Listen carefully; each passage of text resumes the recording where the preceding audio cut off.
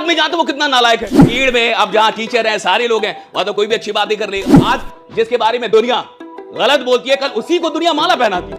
हार्दिक को ही देख लो। मुझे लगता है कि 2-4 साल बाद, 10 साल बाद न्यूज आएगी कि एक इंसान पाया गया जो लगातार 4 घंटे पढ़ रहा है। ये देखिए, एक इंसान मिल चुका है। आप कौन थे इससे मतलब नहीं है, अभी आप क्या है इससे मतलब है।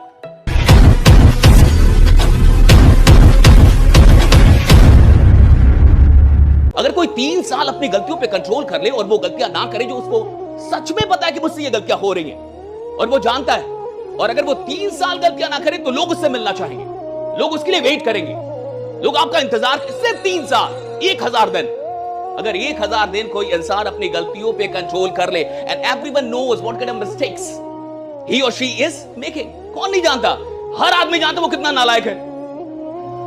हर आदमी जानता है कि वो करता क्या है, एग्जैक्टली क्या करता है। देखिए, 2 चीजें हैं। आप भीड़ में जो करते हैं और भीड़ में जो आप है, उससे आपका इमेज बनता है।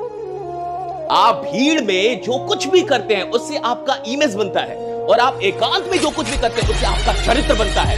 इमेज इंपॉर्टेंट नहीं है, चरित्र इंपॉर्टेंट है।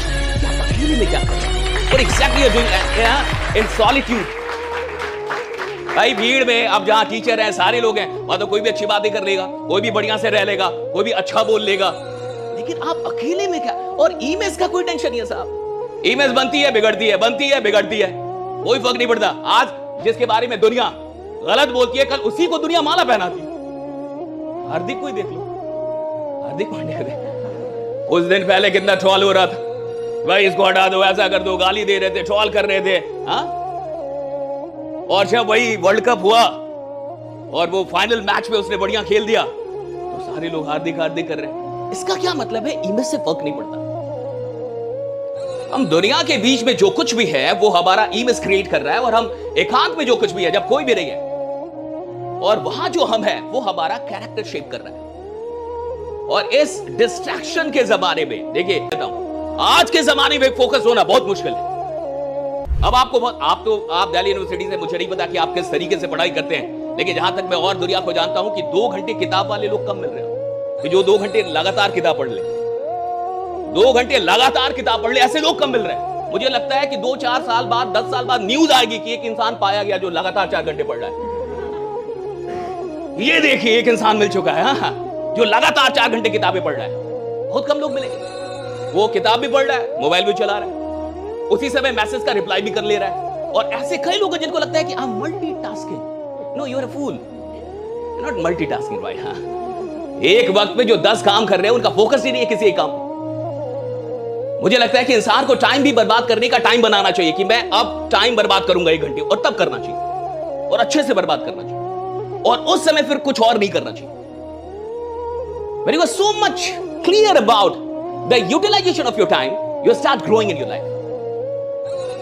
कि मुझे कब क्या करना है, इसको कहते हैं loss of identity, identity crisis.